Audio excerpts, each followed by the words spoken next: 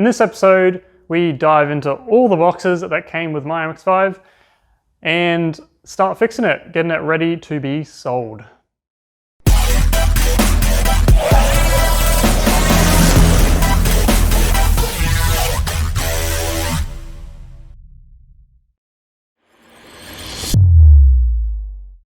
If you're new to the channel, make sure you hit that subscribe button. But in our last episode, Morgan finally picked up his car and Challenger for the flip-off challenge. And it's the same car as mine, the mighty MX5. Yes, so I also picked up, an MX5. Now, it's a little different in that it came with like heaps of parts. Track nuggets. So there's boxes and boxes of stuff we're going to dive in and kind of see what we've got. There was also in the car just your typical oil, filters, stuff like that. And coolant. So we'll get onto that. But yeah, pretty much in this video, we're just looking at what's actually included in the car, all the, the parts I've got for it. And we'll start with a couple things, fixing it up and try and smash out as much as we can. In part one. In part one. This will be 2 parts. So this will be 2 parts or... Thinking about it, this owner was a massive tease. Oh yeah. Can you imagine being in the car? You're like, boxes are coming. Yeah. He's got oil, he's got filters, he's got coolant, he's got every suspension thing known to man, he's got new brakes. Yeah. And then it's like, see ya. Yeah, just like, couldn't be bothered. I don't know. Miata's crying and then sees Morgan turn up in his turdy jazz. Surprising, because I mean, I saw the receipt. The receipt of all the parts was in the box. It's, I'm not gonna say exactly what it is, but it's in the thousands. So, spent a bit of money, but without further ado, we'll get into the unboxing and seeing exactly what's included in the MX5. Okay, so yes, all these boxes came with the MX5. Now, excuse all the noise of all these cars in the background, and the birds just seem to be really noisy. But yeah, so all these boxes came with the MX5. So we're gonna try and do pretty much all of it. Not in this video, we'll probably just try and smash out as much as we can tonight, and then see how much we can get done. So I think we'll just go straight into it. This box here, I mean, there's so many boxes. This one has brake lines. These are some nice brake pads, Hawk Performance brake pads. Chuck that one there. There's another, this box is kind of heavy. What is this here? This might be the wheel bearings actually. So yeah, if you saw the previous video, the rear left wheel bearing is quite noisy and definitely needs replacing. Obviously, just double check it is what it is. Can't actually tell by the box. Yeah, so that's just the wheel bearings. So there's 2 of them for the rear. We only need the 1 for the rear left, but I think we've got both of them. If it's not too hard to replace, we'll probably just do both of them. So there's those. So the good thing about this is obviously there's a lot of boxes here. A lot of the things wrong with the car, the parts are already here, so we don't have to purchase anything, which is awesome. Let's jump to the next box here. It's a slave. Yeah, so here's a slave cylinder. As James drives in the gate, so he'll be helping us with this obviously. In this box, what is this? Oh, fuel filter. So that'll be a nice easy one to do, hopefully. Let's see here, this is a steering and suspension. What is that? Yeah, so there's just lots of stuff to do. It doesn't need much, so a lot of stuff we might not do. Yeah, that's what the sway bar end link feels somewhat fine. So I don't know if we'll do that, depends. We'll get everything else kind of buttoned in, the most important things, and then I think we'll go into, if it needs stuff like that, we'll just chuck that on. If not, maybe we can just sell it separately. What's this one here? Oh, thermostat. So that's a thermostat there. This is what is this? What is that? This looks like some, tie rod end link, whatever you call it. It's got a pin in there as well. If I just put something back? Oh yeah, it's a thermostat. This is a small box. What is this? LED number plate lights. Looks like they've already replaced these because these are old ones in here. So that's one box done. This one. All right, so what is this? IBS brake parts. So this, my dog walks in front of the frame. Oh, that's kind of heavy. Oh, guessing this is the clutch master cylinder. Yep. So the clutch feels fine, so I'm not sure why there's a slave and a master. Could just be preventative maintenance maybe. I'm not too sure if there's common fault on Miatas like this, but I don't know. Seems fine to me, so I don't know if we'll actually do that. Comes with some brake pads. These are, to my knowledge, just kind of a standard OEM replacement. So it's nothing like a crazy slotted rotors or anything like that. There actually is 4 of them, so for the whole car. I thought it was only the fronts, but turns out it's the whole car, which is actually pretty cool. There's some more taped together. Oh, here's the receipt. I probably could have just gone through the receipt actually and just, yeah, gone through that, but it's a hefty bill there for that one though. And what is that? It's a tie rod. So seems like he's got a lot of suspension things. Whether it needs it or not, I'm not sure. I think we'll just start with the obvious problems and then just go from there. If it doesn't feel like it needs things like this, I don't think we'll do it. We might just try and sell them separately. Maybe get a little bit extra money, especially, yeah, because if it doesn't need it, it doesn't need it. Comes with some cool little stickers, little car there for you. So that's that box done. That's 1 of 4. Okay, next one up. It's a black box. Okay, so yeah, so it does have coilovers in the car.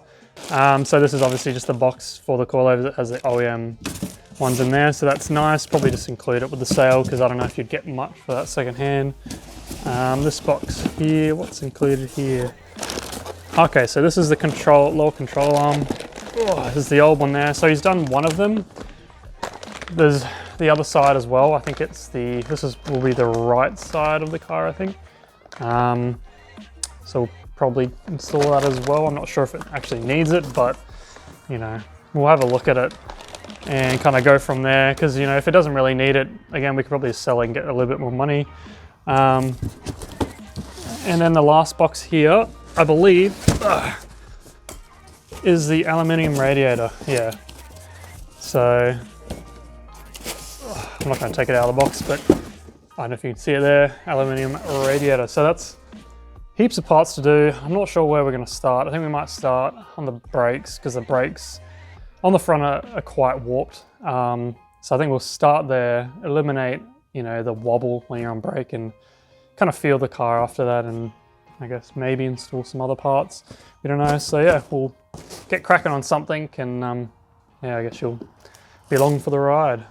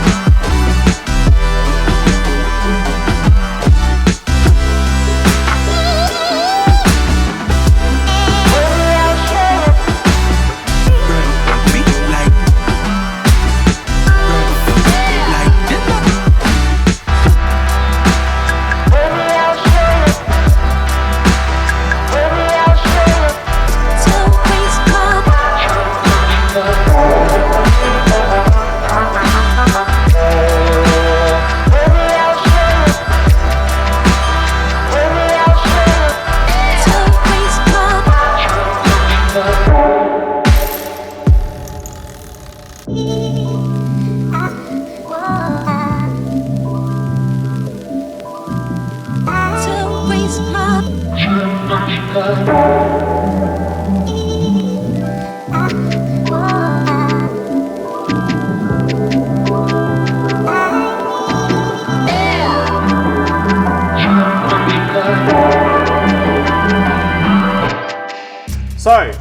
amazingly, nothing on the car fought us really at all, except for one rotor. Yeah, which I don't know if you would have seen or not. We I don't think.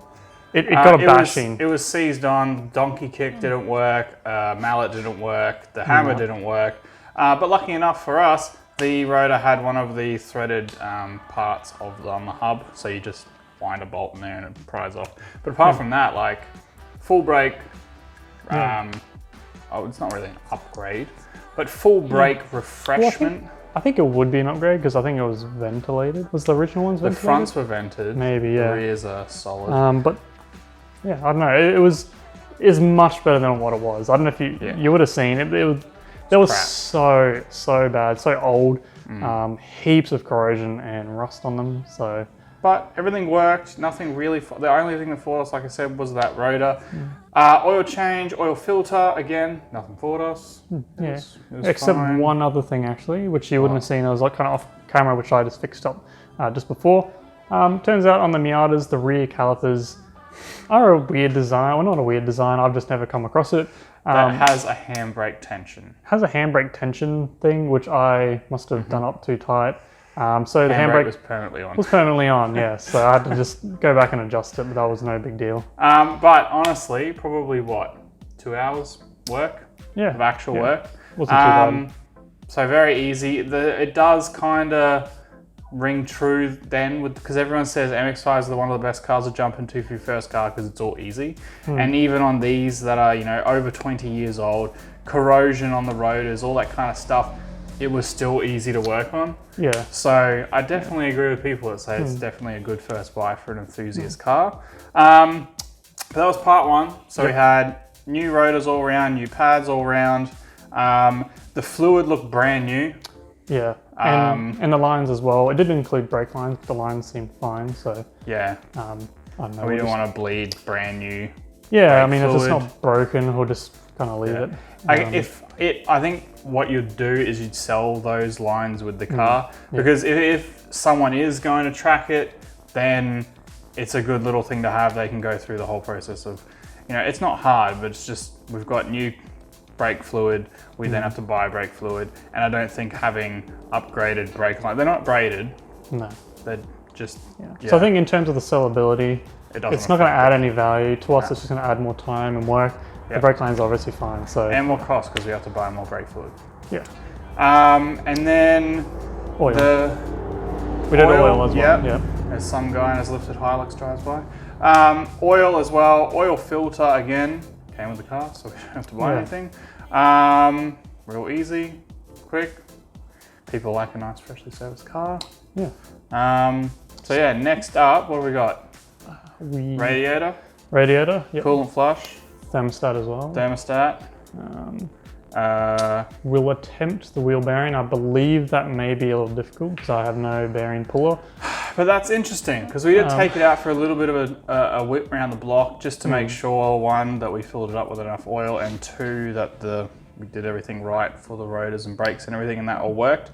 And don't think it's the rear left. Yeah, it's bizarre.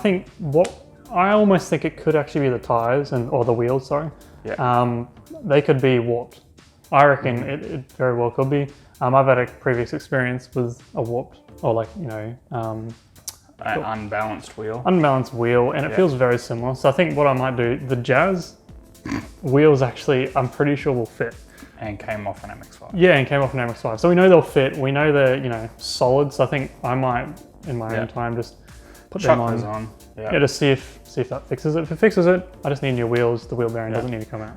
Which, wheel shopping, jealous. Yeah. There's so many wheel choices for MX5s and they look so good. Yeah. But anyway, that'll do it for part one with the brakes done, the oil done. Next up is just coolant and, like I said before, diagnosing that rotational noise, whether it's a unbalanced wheel alignment, or a wheel bearing. So if you enjoy this video, hit that like button, comment below. What do you think it's going to be? Wheel bearing, alignment? I guess you haven't seen or heard. Unbalanced wheel. I mean, obviously you guys don't know anything what we're going off. Yeah. But a bit of fun and banter in the comment sections, and most importantly, if you haven't subscribed, make sure you do so. All your love and support we really appreciate. We'll see you guys in the next video where we tackle on the next couple of things that we've said. I can't remember what I said, so it's the next couple of things we said, and we'll see you there. Bye for now.